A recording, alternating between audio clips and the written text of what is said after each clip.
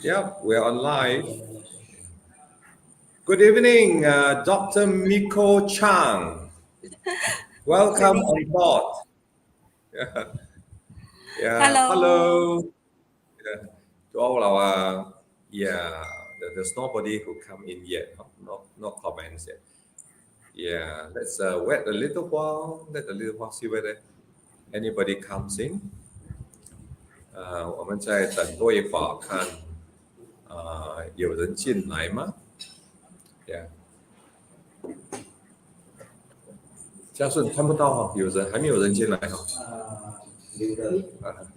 哦，有3个了。11 now. Wow, so fast got 11 people already. Yeah. Hi. Oh, Clifford, Wei Chi. Oh, they've come in to comment as well. My friends on FB Live, 我的朋友们, selamat malam kepada kawan-kawan yang mengikuti kita dalam FB Live. Saya. Dan malam ini saya ada satu tetamu hormat. Tetamu hormat saya. Nama dia adalah Dr Miko Chang. 今天晚上呢，我有一位非常有用心的有一位贵宾来参与我这一个FB Live， 他的名字呢就叫 Dr Miko Chang。如果你们有跟我的 FB Live 在去年吧，Dr Miko 我们是去年什么？去年还是2年前？去年是去年。We were on live a year ago. Kita ada bersama Dr Miko dalam 1 tahun yang lalu ya. Dan hari ini saya memang sangat bangga, sangat gembira dapat bersama Dr Miko lagi dalam FB Live saya. Dr Miko, 你好。Halo, kabar baik. Salam sejahtera semua. Salam sejahtera YB. Ya, salam sejahtera. 你可以告诉我 maybe you like to tell, I'm sure we would all like to know, Dr. Miko, how you have been doing over the last 1 year, and what do you do now? Maybe you can briefly introduce yourself. What do you specialize in, and how did you get to go to Singapore through a scholarship and end up here in Kuching today? Just briefly, for the sake of those who have not come in before and to get to know you, I'm sure your story will not only be interesting but encouraging to everybody listening in. Yeah, especially the young generations, young people who would like to learn from you. If Dr. Miko can do it, you can all do it, right? All right. Thank you, YB. I'd like to express my sincerest gratitude for inviting me for these sessions. I'm just an ordinary Sarawakian. So my name is Miko, not Dr. Miko. I earned the title later in my life, but my name is Miko. So I'm born and raised in Kuching. I'm originally from Kuching. I studied my primary school in SK Kenyalan, so Sekolah Kebangsaan Kenyalan. And then after that, I went to Zhonghua Middle School number 1, Yizhong. So 我是一名读中生. So after I graduated from Zhonghua Middle School number 1, I managed to get a scholarship from Singapore government to further my study in Singapore. And because of the study and also working reason, I actually spent 12 years in Singapore studying and working. I get my degree, my doctorate, and also working experience from Singapore. And of course, Sarawak, Kuching is always my home. Sarawak 永远是我的家. So after I finished my adventures overseas, I decided to come back last year and contribute to my state in my own way. And that's how I get to know YB Law. I think I actually approached you for your help because I got my engineering degree from Singapore, But I didn't know that as a engineer graduates in Malaysia, we are supposed to apply for with the Board of Engineer Malaysia to become a graduate engineer. After that, then we can practice as an engineer, get 3 years working experience, and become a professional engineer. So I really thank you, YB, for your help to help me with the endorsement. I also thankful that we get to know each other from this incident. So currently, I'm actually teaching, lecturing actually in a local university. I'm a data scientist by profession, so I love data. You give me all the data, including your water data, and I will help you try to analyze them, how should you better target them or how should you improve it. So I'm a data scientist by profession, but currently I'm working as a university lecturer, teaching data science and analytics. So I really enjoy my job because I am nurturing the next generation of data scientists in Sarawak.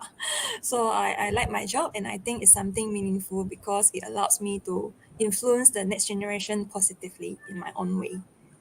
Yeah, that's all about me. Of course, if there are people who Wow. want to know about data science, they can ask me also.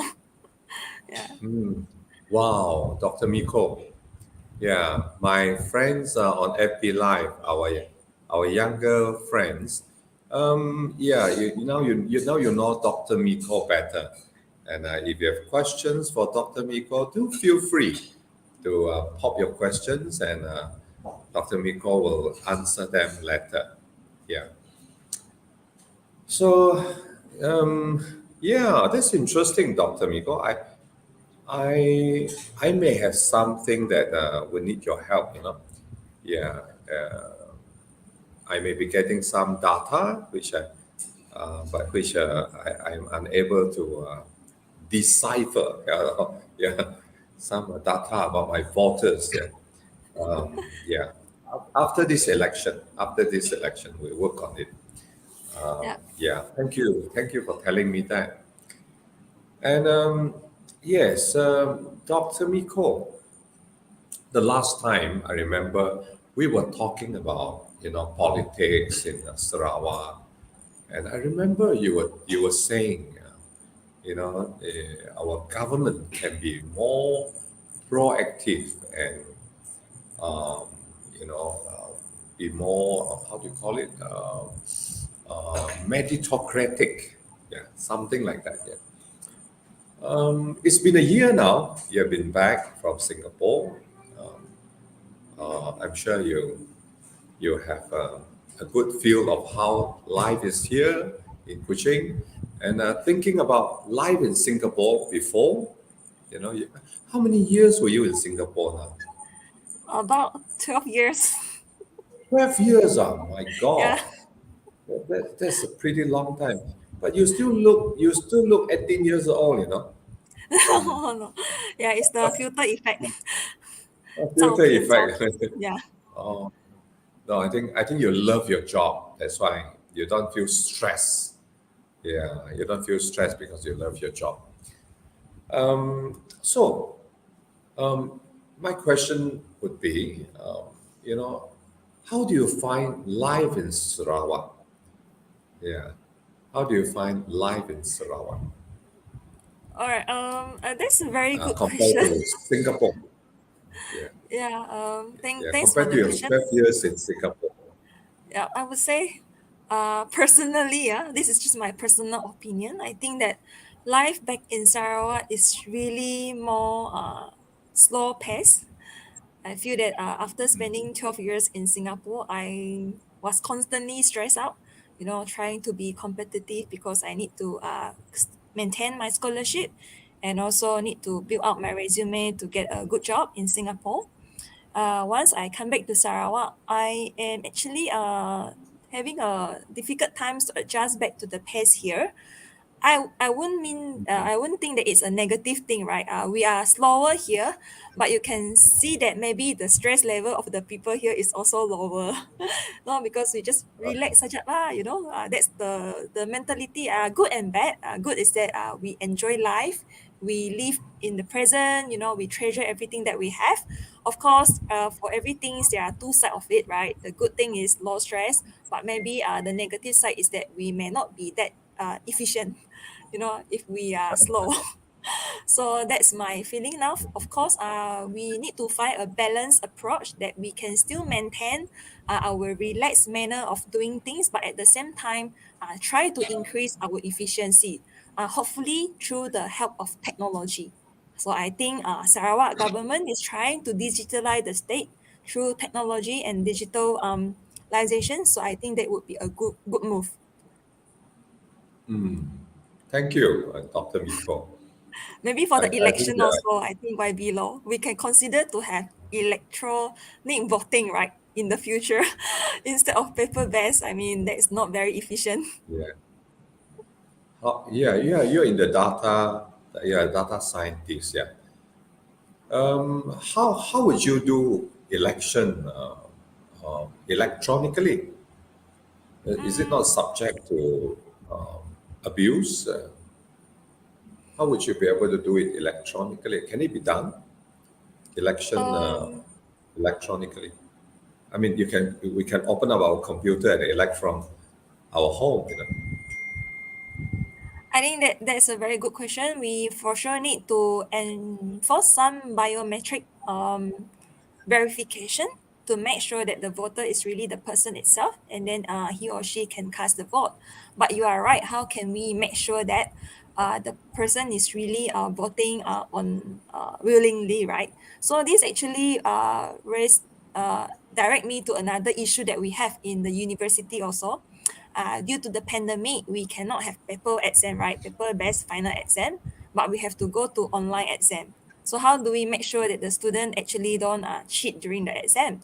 So we will need to install a special software to make sure when the student is actually assessing the online quiz, he or she will not go to the other screen, and we also have the camera on to make sure that he is really doing the exam on his own. So technology is already there, just that the process wise and the mindset wise, we still need to think out what is the best policy. But I think we will need to eventually move towards this direction in order to reduce the resources that we spend on election, and also to make sure the whole process is more efficient. Yeah, that has been a question on my mind for some time. Yeah, is there any countries that are doing voting on an electronic basis? Yes, I think so. Is that Let me you? check. Is it the countries that we are referring to? Or Estonia? you can check. Estonia is doing that. Yeah. Wow. So it has been done. So it's something possible. I see. But that's too far from Yeah. now. For now, we just need to make the process more efficient, maybe, for our end.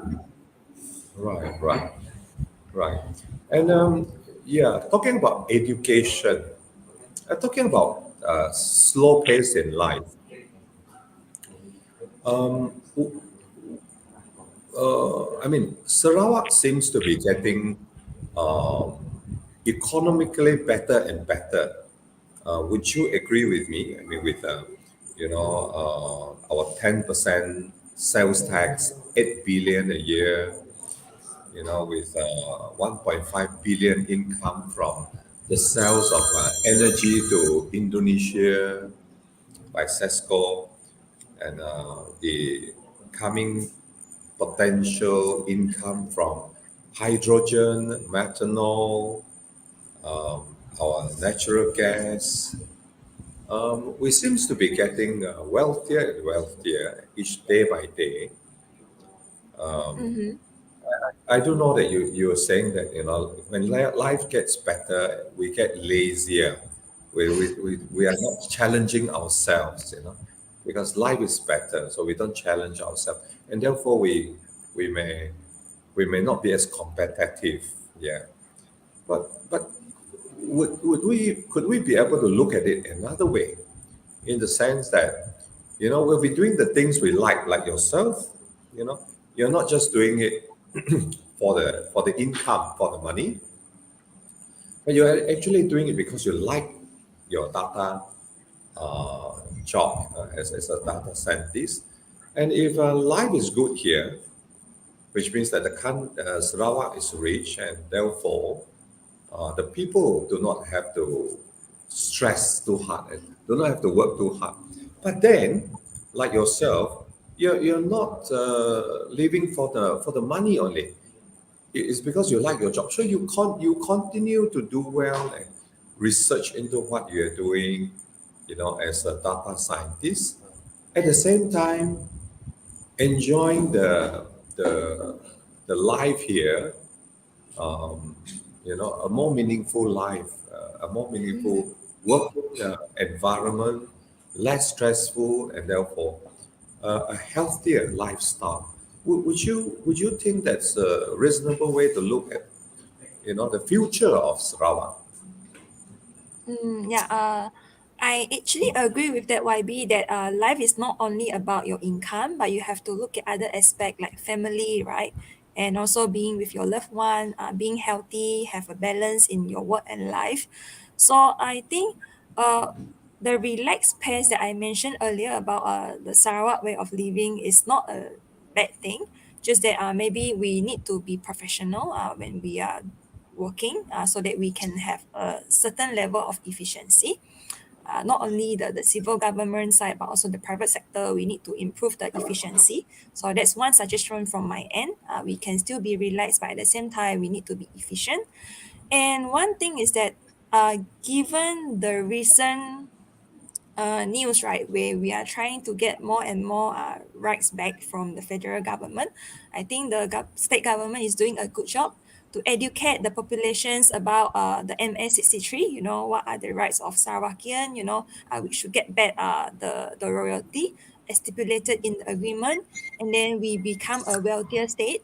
And I think most importantly is that whatever fund that we manage to get back from the federal right can be put into developing the state in order to create more high income job opportunities for our population. Because actually, to be honest, let's say I have 10 Sarawakians who went to Singapore with me during my batch, right? I can say that I'm the only one who is coming back, to be honest, because I came back when I'm like 30 years old. So a lot of them still want to stay in Singapore because they think that they want to earn the 3.3 factor of income, right?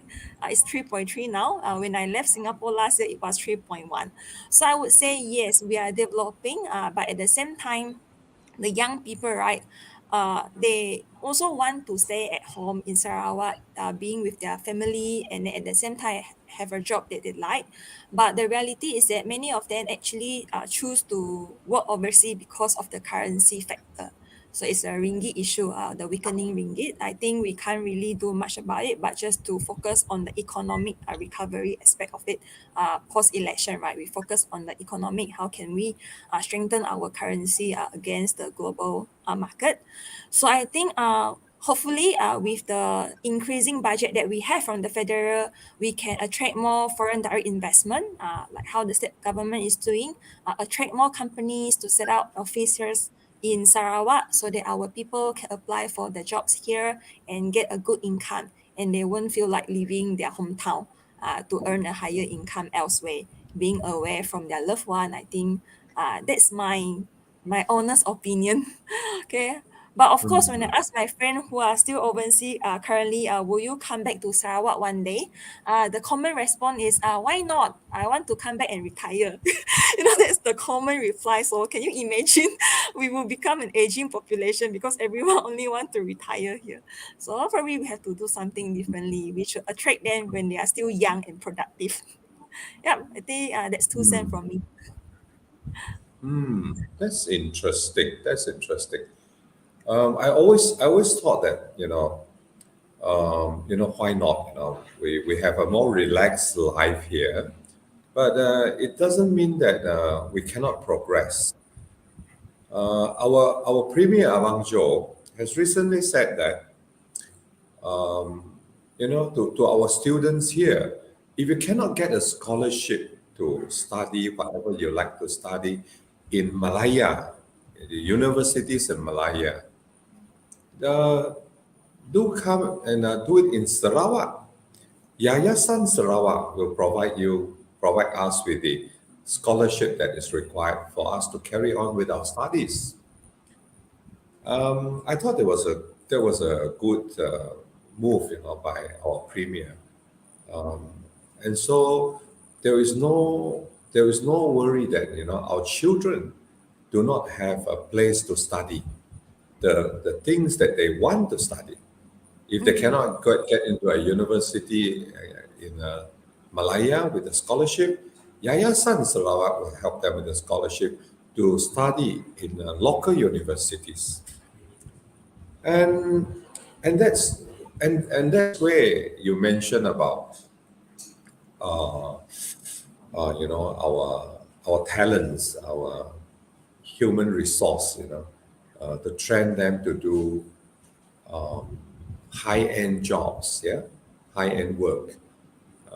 If we have this policy that our premier has mentioned and moved, then I believe that we will have these talents in our society, the high end, the knowledgeable, technological, people with technology to move the economy. And I don't see why companies, from overseas, big companies, I don't see why they won't want to set up their factories here. I think they will set up their factories here. And that's because we have the human resource to allow them to exploit if they set up their factories and business here. If they set up business here and we don't have the uh, knowledgeable workforce to help them, then they will not come in to invest and set up factories here. But if we do, then I think that they will come in. Singapore is probably one country that is doing that. They don't have oil, they don't have gas, they only have rocks. So why are companies like Hewlett Packard and all those big companies and banking institutions, you know, why do they set up their offices in Singapore? It's because of the brains there, isn't it? Because of the brains in Singapore. I think Sarawak would be moving in the same direction with our premier, encouraging students to study and give them scholarship if they can study. We'll have this human resource eventually. Yeah, slowly, we have this human resource. And I like to think of it this way, Dr. Miko. I'm not sure whether I'm right. We have the brains, we have the human resource, we have companies coming in to invest, and the companies will make money because the cost of living here is lower. Cost of setting up factories is also lower because we have the land, and those who need electricity will get very very economical electricity because we got the dams that generate electricity, and we have the human capital, and it's not expensive either, and it doesn't have to be expensive. Our human capital doesn't have to be expensive, and people would not want to go over to another country to work just because the salary is very high, like for instance in Singapore. A high salary doesn't mean that we can save a lot of money, because a high salary we also have to pay for rental, and the rental is extremely expensive. Like Singapore, Hong Kong, is very very expensive.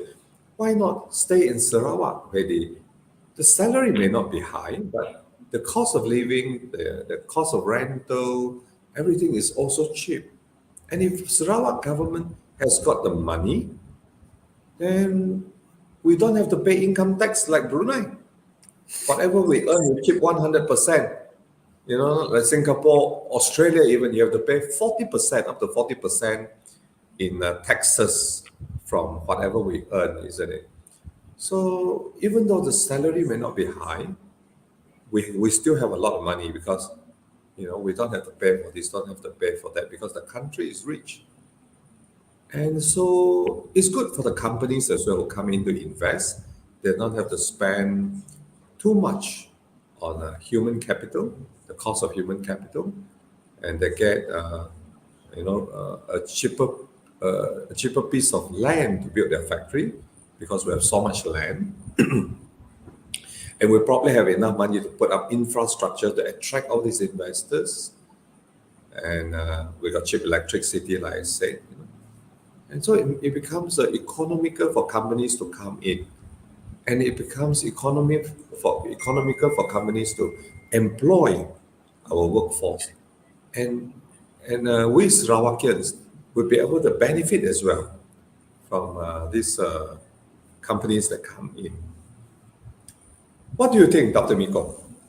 I think that's good. Like we really need to create the ecosystem, where Sounds we like do. Sounds like fairy tale, but everything start with a dream. Right, our dream is really with good education and sponsorship from the government to these talents that we have in Sarawak.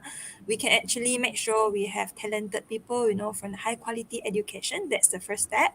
And then second step is that we should have a business friendly policy from the government, to attract all these multinational company to set out the offices here, which can in return provide employment opportunities to our people, and then that's how we can become a prosperous state. So, YB, I'm just curious, right? Because just now you actually mentioned something that is very interesting. You said that we can have our own tax policy, like we don't have to pay tax like Brunei. But I'm always like curious, what kind of autonomy can we have as a state, as a partner. Actually, I shouldn't use the word state. We are now a partner, right? So as a Yeah. partner in the Federation of Malaysia, what kind of autonomy can we have, as Sarawakian? I know that religion is one of them, education, but now you mentioned even the tax. So I'm not too sure about these rights that we are entitled to, as the partner, what is within our control and what are actually have to be detected by the federal. That's a very interesting question. Yeah, I'm probably a bit too quick to say that. Yeah, the Inland Revenue is a federal department, but under MA 63, we are supposed to get back 50% of all taxes collected. Mm. Yeah. So I think, whatever The taxes is keyword here collected, is suppose.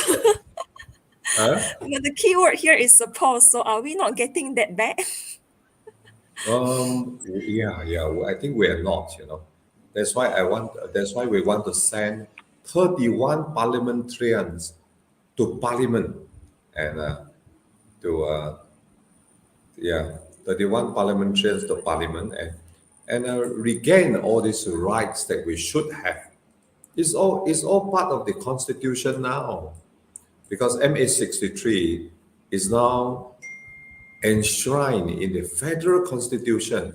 We have to thank GPS government for that, and Tan Dato Sri Wan Junaidi, you know, before he retired as a parliamentarian, he was the one who actually moved this, and I, I couldn't believe it when 100 over parliamentarians, including West Malaysians and parliamentarians, actually raised their hands to agree to the to MA 63 being enshrined in the federal constitution.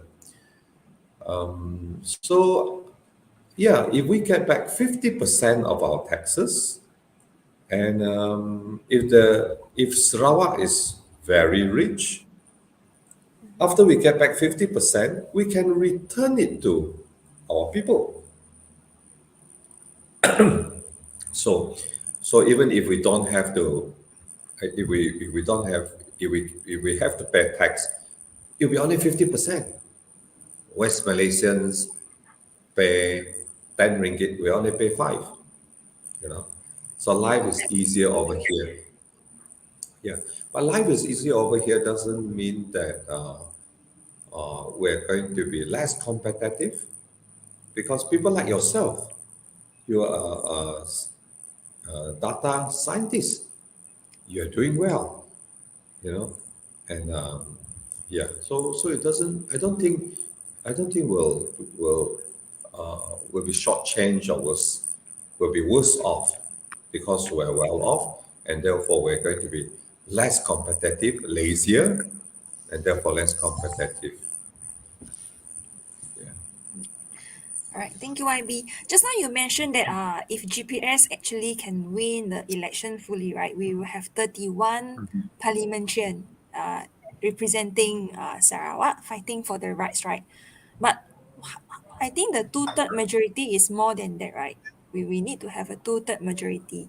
So in the end, we have to actually partner with other parties to get what we want. So how would you view the situation, post-election?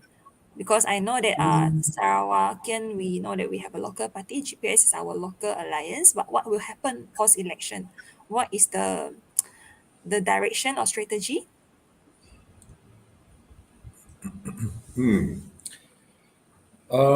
Even though we need the two-thirds to amend the laws, yeah, it's just like MA 63 to get it enshrined in the federal constitution. We need two-thirds, but then we got the two-thirds, even though we only have 31 from Sabah, another 24 from Sabah, 31 from Sarawak, and 24 from Sabah. We only have 56, 25, 56. 55. Yeah. But we had 100 over from Semenanjung, from Malaysia, the parliamentarians from Malaysia who supported us, and we got it through. So it became a law. Yeah.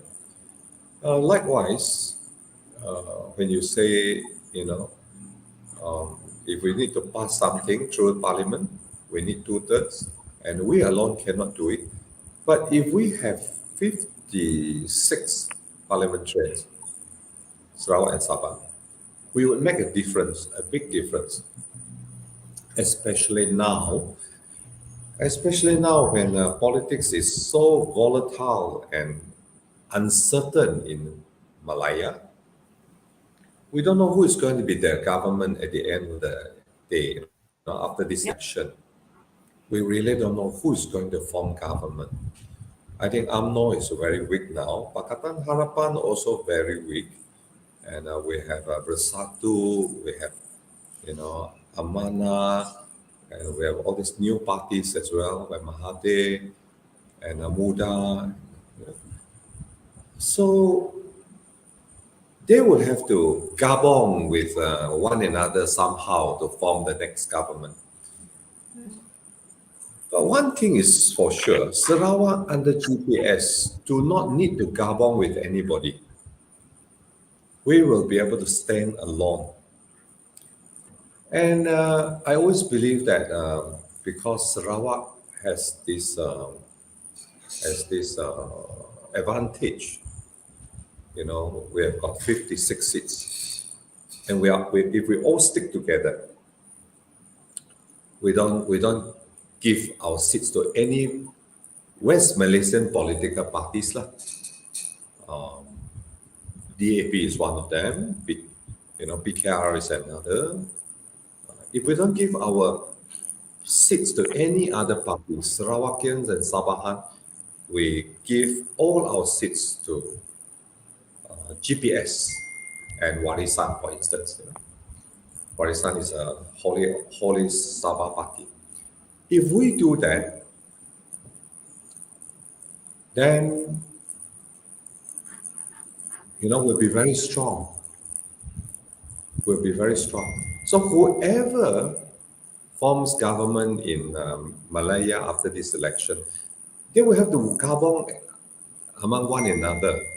Who knows? PKR may gabong with UMNO, PKR may gabong with PAS, UMNO may gabong with somebody else to form the government. But whoever forms the government, I believe it will be a very weak government. A very weak government. And so this election is so important. Once a GPS enters parliament as GPS and not as Barisan Nasional or Pakatan Harapan or a gabungan between UMNO and PAS or UMNO and Amana or whatever, GPS will be GPS, and when GPS enters parliament, GPS will be the kingmaker, and GPS will do what is right. I think that's important. Our parliamentarians will do what is right because that's what the people wants. That's what our rakyat wants. That's what the entire population in Malaysia wants. And so I believe that GPS will play an important role in this coming election. In the new government that's going to be formed, I believe that GPS is going to play a very, very, very important role in not in balancing, but in ensuring that there is political stability in Malaysia, because the big numbers in GPS will be able to ensure that whoever does the right thing, GPS will support. Whoever asks GPS to do the wrong thing, GPS will say, sorry, we're not going to do it. And whoever respect GPS, respect Sarawak, and give Sarawak back their rights, our rights, Sarawak will support them. I think that's important. Whoever is in authority, whoever is in government at the end of the day, must support Sarawak, must ensure that Sarawak is protected, is taken care of, um, all in accordance or pursuant to MA 63. We're not greedy, we're not asking for anything more, anything less, but we're asking for everything that is under MA 63 together with the Intergovernmental Continental Report, the IGC report. And so I believe that this election is so important. Sarawakians should just support GPS. There's no point to support one or two um, uh, foreign parties. Sorry, lah, I'm just being not nasty. I mean, West Malaysian parties. There's no point because uh, they're selfish. I'm sorry to say, these West Malaysian parties are selfish. They only look after themselves. They never look after Sarawak. They only look after themselves.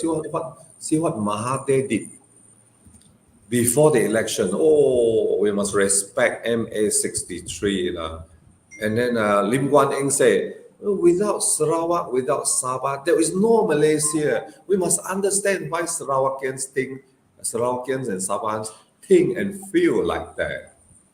But the 22 months was such a letdown, was such a letdown. And I believe God has been fair. Um, Mahathir only ruled for 22 months. And, and, and the greed that some politicians have just destroy um, the whole coalition then the whole coalition. So and we end up today with GPS back in power. Yeah, if I may put it that way.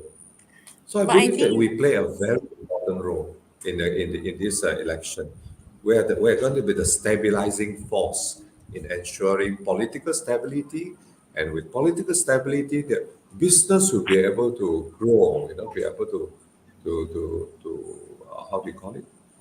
Will be able to prosper, and that's good for the entire nation. And GPS will always do the right thing. GPS will not do the wrong thing. Yeah. I Yes, think Dr. Miko.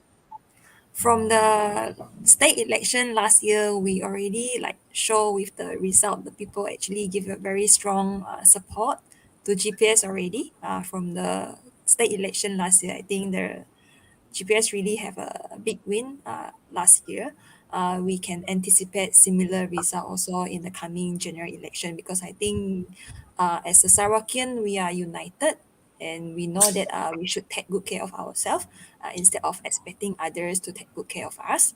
But I think the Miss Xiong actually raised a very good questions that I often get from my friend also, where they are actually voters that just want to vote for the oppositions, because they do have a mindset that we cannot have one party winning all the seats, right? We need to have some opposition's representative to have a check and balance. So we need to have 一点反对的声音. That's the mindset of the people. So what is your thought? Because I think this question is actually asked by one of the Facebook live viewer, Miss Xiong, and I also kind of agree with the question, like, what is your thought on the people who vote for the opposition just because they want to have a check and balance? Yeah, interesting question. Chiong Yao Liang, yeah, interesting Yeah. question. Yeah, interesting question. But we must not forget that today we are talking about parliamentary election. Parliamentary election. Sarawak only have 31 seats, you know. There are 222 seats in parliament. Sarawak only have 31.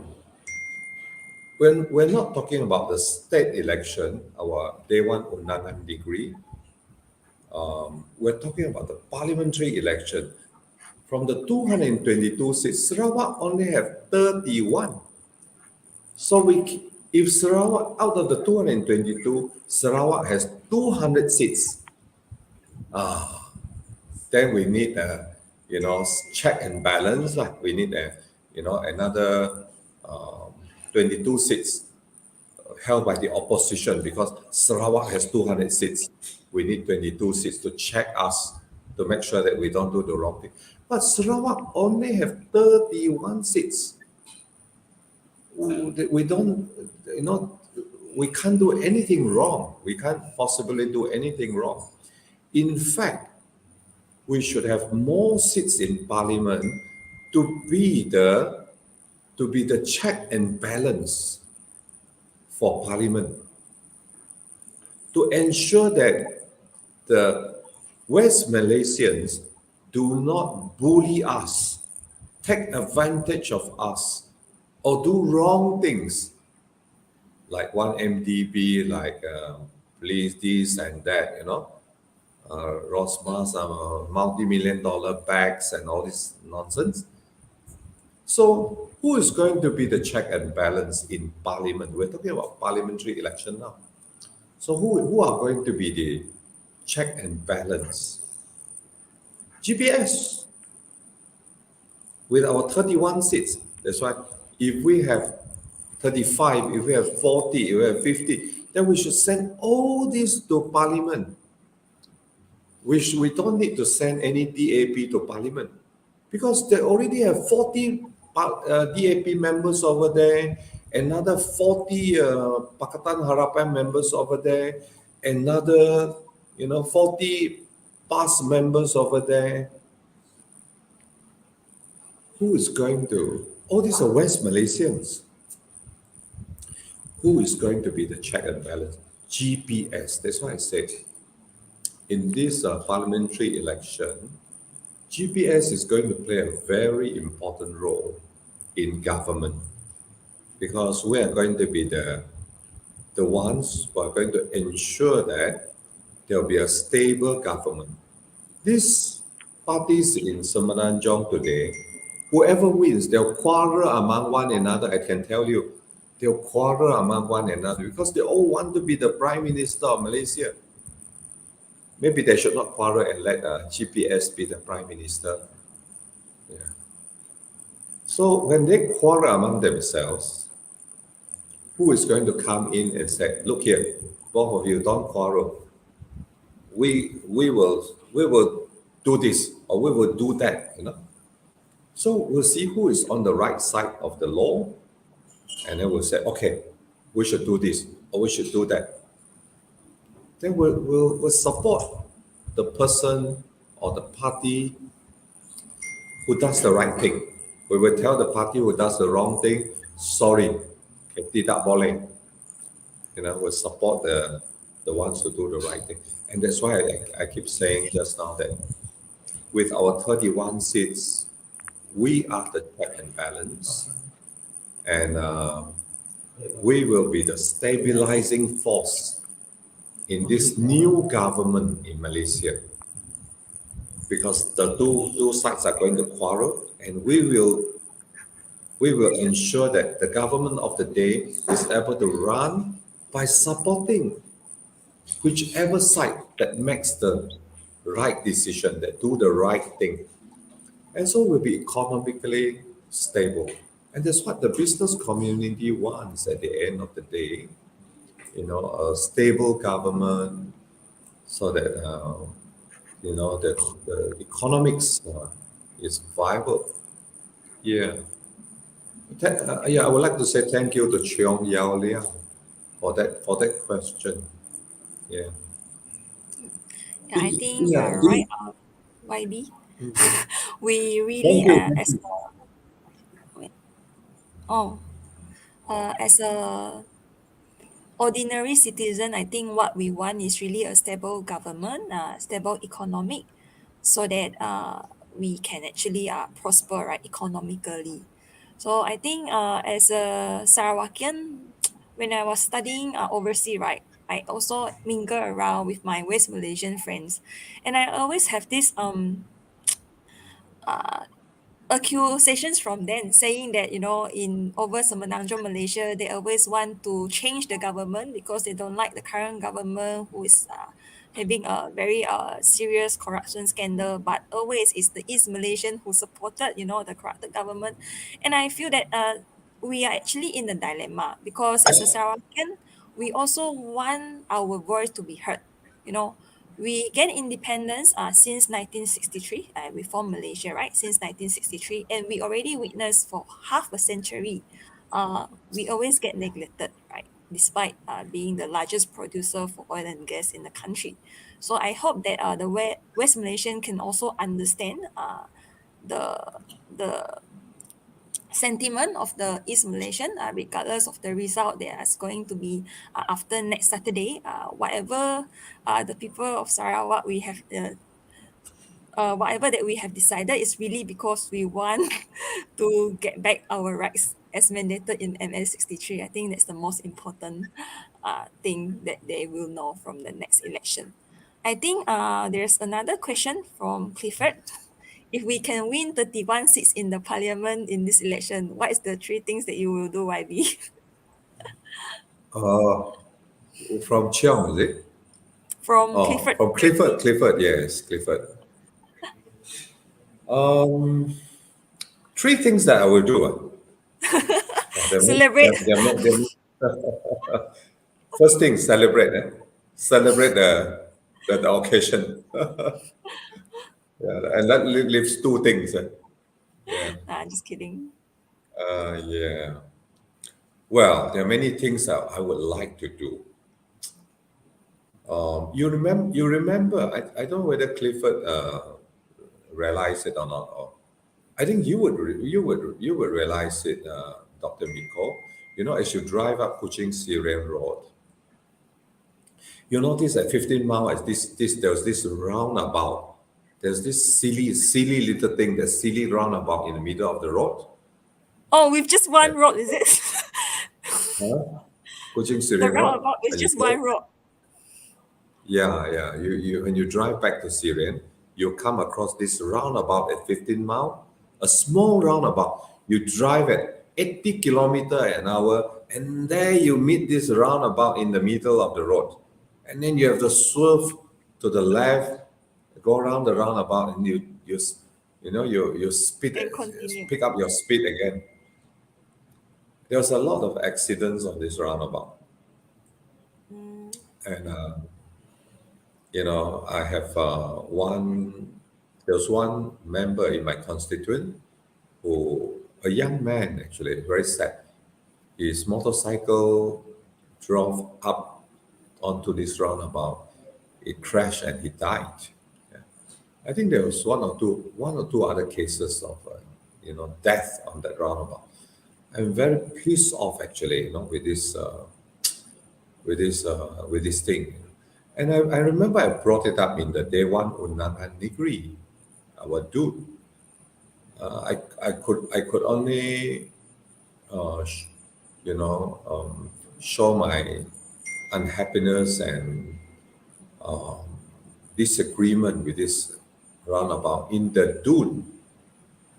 But this is a federal matter. That roundabout, although it was implemented by the JKR in Kuching, I got to realize that I went to ask and found out that the design was actually done in Kuala Lumpur, all the way in Kuala Lumpur. We should be doing the design in Sarawak. We have our own engineers and we know the situation in Sarawak better. We should be doing all this in Sarawak, all these government departments like JKR, JBAB, DID, all these federal departments, technical departments. We don't have to be controlled by Semenanjung Malaysia. Why should we? But at this point, at this moment, we are, and I'm very fed up. And all I could do is shout in the Dune. I am hoping that when I get into Parliament soon, I'll be able to shout in Parliament and ask who is this idiot who put this roundabout in the middle of a highway and cause so much accidents and refuse to remove this roundabout. These are things that I would like to bring up in the Parliament if I get in. And of course, there are other things like MA63, the IGC report. Our rights there under MA6. Our request for autonomy on health and education. I believe that if we have the autonomy on health and education in Sarawak, we employ our own doctors, we engage our own teachers, use Sarawakian teachers. We have the teachers.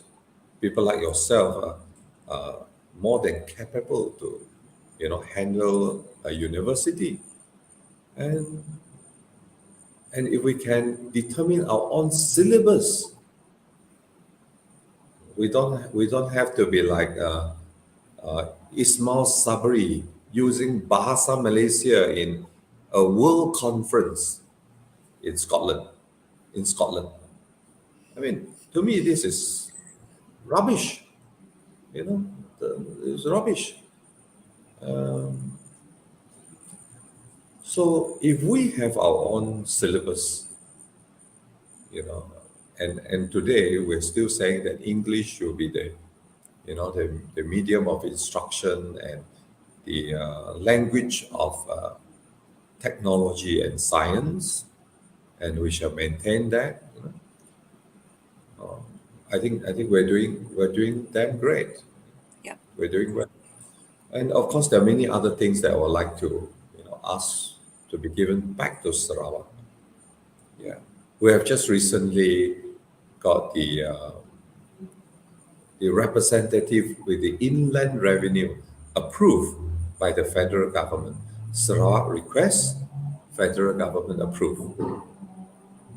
During the days of UMNO, when they were very powerful, they were very strong, do you think they will listen to us? They won't. And today they are listening to us because they are quarreling among themselves, they are weak.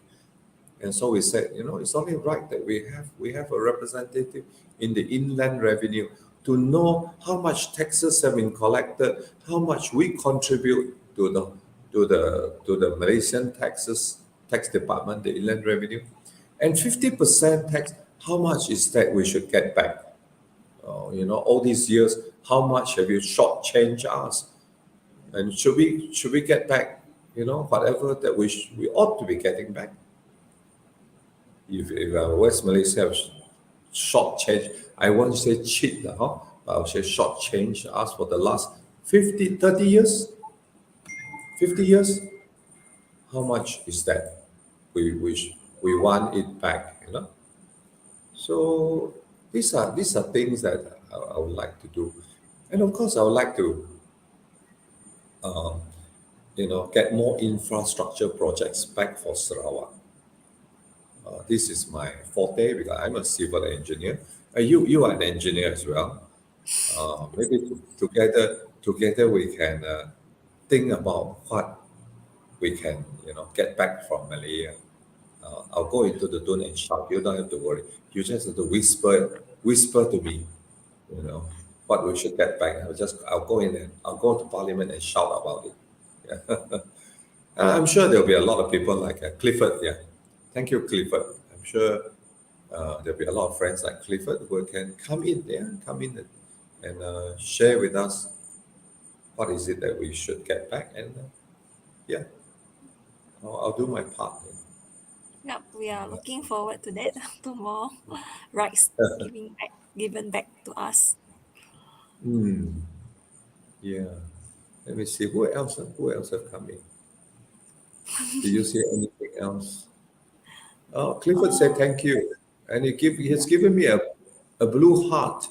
a purple heart. Let me show this to our audience. Clifford Thank is you. my It's a husband. blue heart. What? Huh?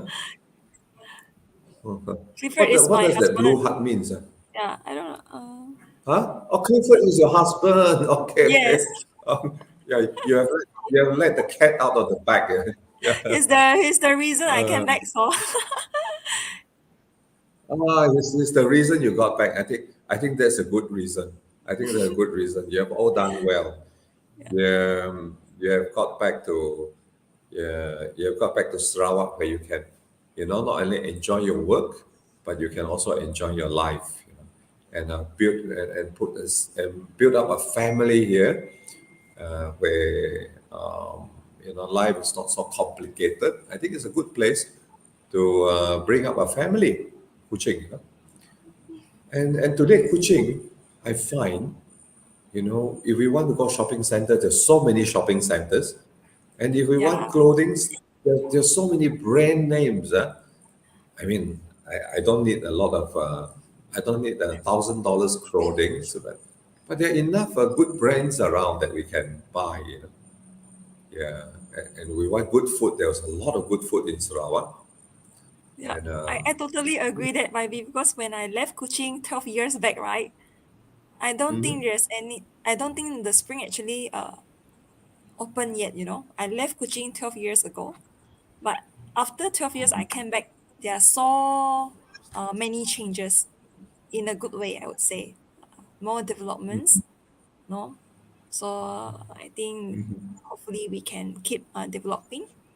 Of course, we try to avoid issues like heavy traffic jam by better road planning, because I think I can also feel that compared to 12 years ago, the time taken from one point to another point is actually longer because of the heavy jam during peak hours. Mm, Hopefully, we yeah. will have better planning. And yeah, with the money we have, we're now planning for an ART, autonomous rail transit, a public transport that will serve us, well. I think that the timing is right. Our premier has got the timing all right. Our development is not so complicated at the moment. We have high rise, we have big buildings, but it's not complicated like Kuala Lumpur, where Yet, trying to build yet, yeah, not yet. yeah, not sure, yeah, yeah. Where if we build underground tunnels and stuff like that, it's going to be difficult in Kuala Lumpur. That's why they have LRT, yeah, like rail transit, on top of the roads, yeah, going around buildings and things like that. But I think our ART would do well. Is just like the bus on the road, and this one is actually running on a tarmac as well, a road as well, the ART. So I do look forward to this new mode of transport, and I'm hoping that one day we can also have, you know, yeah, buses, comfortable buses going, or trains for that matter, going all the way from Kuching to KK in Sabah. Then I can just take an overnight train. I'll reach Sabah and then enjoy the mountains and the sea.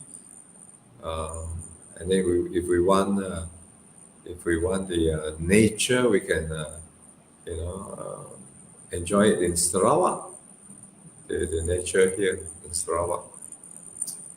Yeah. So that's yeah. So Dr. Miko, yeah, it was nice. It was nice to have you tonight, Dr. Miko. Yeah. Likewise. Yeah. It's been a year since I last talked to you. Yeah, and I look forward to another meaningful and productive conversation with you. I think our viewers would love that as well. Yeah, our viewers would love that as well. Thank you very much, Dr. Miko. You just gave me a lot of ideas on how I should conduct my charamas in the next few days to come. Yeah, our conversation today gave me a lot of ideas on what I should say, um, on what I should do. Yeah. Um, yeah. One question for me, Dr. Miko. Um, yeah, we touched on check and balance, and I said that this is a parliamentary election. We are the check and balance, so we should send everybody into parliament. Is there any reason why we should not support GPS, Dr. Miko? Mm, uh, I would say after reading the history, when I was overseas, I get to read the history of formation of Malaysia, and I got to learn things that I didn't get to learn when I was in Sarawak. No, not from our textbook. Then I realized we should be an equal partner in the Federation of Malaysia. After considering the historical factors and looking at the parties that we have, whether they are local best party, whether they are West Malaysia best party, right? I think the only reason that the people will not vote for GPS, but the opposition is really because they are not aware of the distinction between a local party and non-local party, and they think that we should have some opposition to counter, to prevent that we have a authoritarian kind of leadership in the state. When one party is too strong, that is not good because there's no check and balance. But I would like also let the voters know that actually we will have the election every 5 years. So we give you our support and trust this round. If you disappoint us during the 5 years term, we will go change you again in the next term. So with this, I don't think there's any reason that we shouldn't vote GPS for now, since we really want to have our voice heard in the parliament. Yeah. Especially to the young people, go and study the history and go and vote for the first time. You don't need to register like me. You are automatically registered, starting this year. And I think we should really let our voice be heard, throughout the whole Malaysia. Yeah, Dr. Miko, we have got a friend here, Joel Tan. Wow, Joel Tan. Joel, my colleague. And your colleague. Yeah, Wow. That's interesting. Thank you for coming in, Joel. Hi, YB. Dr. I'll put Joel. this. Huh? Sorry. It's a I'll Dr. put Joel this. also. He's a Oh, doctor. Dr. Joel. Wow, we have got Dr. Joel, and Dr. Joel is saying Hi, YB. Great thoughts and sharing. What will be your advice? Be to those who say they will vote opposition because they feel there need to be at least some opposition from Sarawak, since most of Sarawak MPs are predominantly from GPS.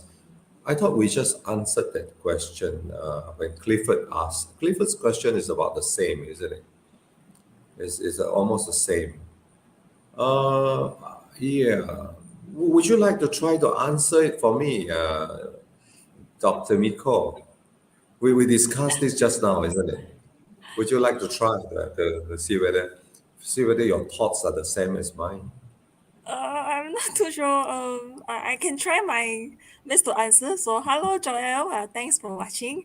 So, I would say that it also boils down to the intention of the voter, right? If they feel that they only want to vote for the oppositions because they think that we shouldn't have, every representative from one single party, that would be too dominant. I don't think that should be the priority, because every 5 years we get to choose again. The priority for this round is that we want to have our voice heard as Sarakians, right? We want them to honor MS 63. Then in this case, we can show them the power of unity of the people of Sarawak by voting one party, which is the local party. After the 5 years term, then we can review their report card. Okay, this is a common term used by Singaporean. They want to check their government's report card every 5 years.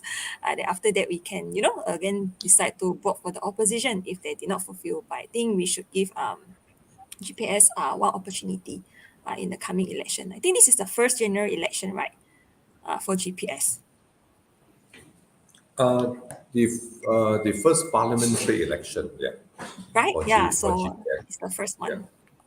Okay, parliamentary that's all election, for me. yeah. Yeah, I would like to add here, and Dr. Joel, this we are now talking about parliamentary elections and not the state elections. At the state level, GPS is very strong.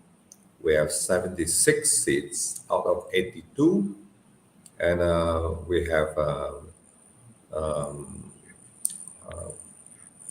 76 out of 82. Yeah, so we have some opposition. Yeah, sitting on the bench, who are the check and balance. But today we're talking about Parliament, 222 seats in Parliament, and GPS is only holding 56 seats. 56, together with Sabah, Sarawak Sabah, we have 56 seats. And I think we are the check and balance, because out of the 226 seats minus 56, 100 over seats belongs to the, the federal side, West Malaysian parties, EAB, KR, Amana, MIC, and everybody. So we have only 56 seats from Sarawak. Why should we be sending opposition from Sarawak? Why should we be sending opposition members from Sarawak to Parliament? Okay, let's say, according to what you have said, Dr. Joel, we send another three DAP members from Sarawak to the federal government. What the question now is, what is the point of sending another three to join the 40 DAPs in Semenanjung under Lim Guan Eng, who is the chairman of DAP? What's the point of sending, we have got 31, okay, minus 3 becomes 29. And we send 29 GPS plus 3 DAPs to Semenanjung to join the 40 DAPs in Semenanjung. The question now is, what is the point of doing that? What does Sarawak benefit from doing that? If we say check and balance, there are already 40 over there. They don't need us to do the check and balance. And we were talking about West Malaysians, not taking care of Sarawak at all. We have seen it in the 22 months, all the lies and the empty promises that has been made.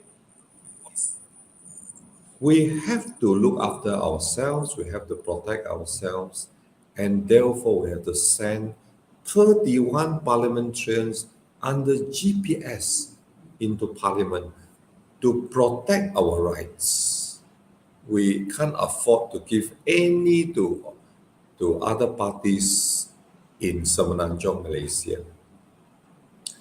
I also mentioned just now that under MA 63, we are supposed to have one-third representation in parliament, 35% representation in parliament.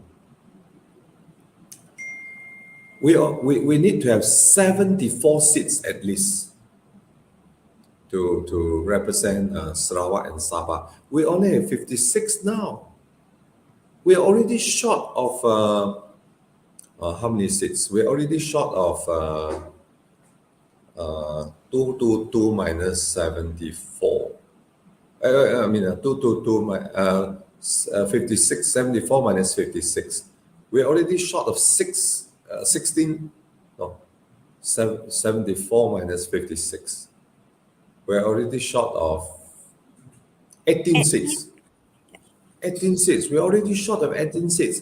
And we still want to give some seats to other people who doesn't help us, who only criticize us, who only break their promises and doesn't look after Sarawak.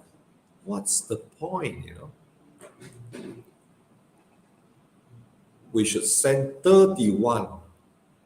And we're already short of 18. We should be sending 74. So we're already short. So we should send all 31 into parliament today to take care of Sarawak. And if we have more, we should be sending more. We should not be giving it to any Malaya parties at all. No point. They don't take care of us. No point at all. We're just wasting our seats for them. Yeah, so I hope I've answered Dr. Joel's question. I hope I've answered his questions. Dr. Joel, are you comfortable with my answer? You're welcome to speak your mind. We can discuss. Dr. Joel has come in again. Thanks, YB. Convincing and valid points. Sarawak first should be our concern. Yes, indeed, Dr. Joel. Sarawak first should be our agenda of the day. And thank you, Joel, for your question, because it's important to me, because I'm trying to find out what people think. How people think. I mean, how our young people think. Young people are like yourself, Dr. Joel, Dr. Miko. You are the young generation. I'm the old generation. I'm already the older generation. So, but talking to all of you tonight gives me a good idea of what I'm going to say in the charamas that are coming up. You've given me very good ideas of how I'm going to put my charama forward. Thank you very much indeed.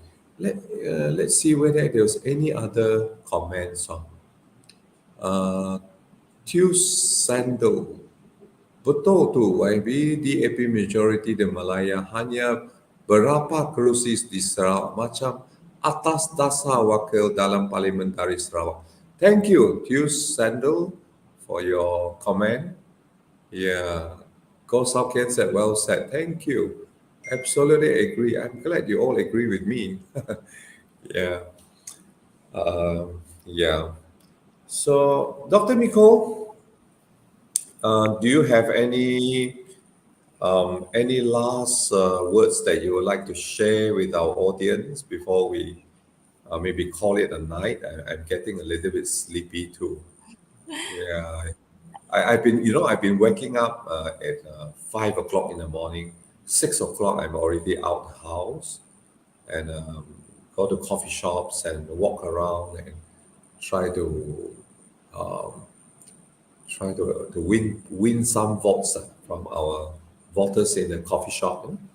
So I've been waking up in the morning. I sleep a bit late. Yeah. It's 11:15 now. I think it's time to call it a night. What do Yeah. you think, Dr. Miko?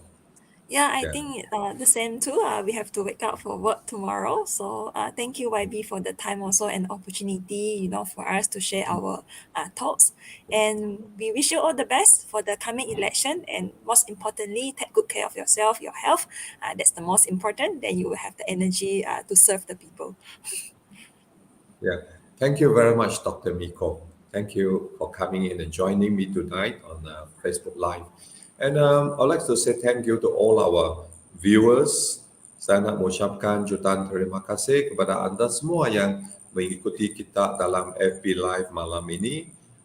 谢谢大家跟我们在一起今天晚上。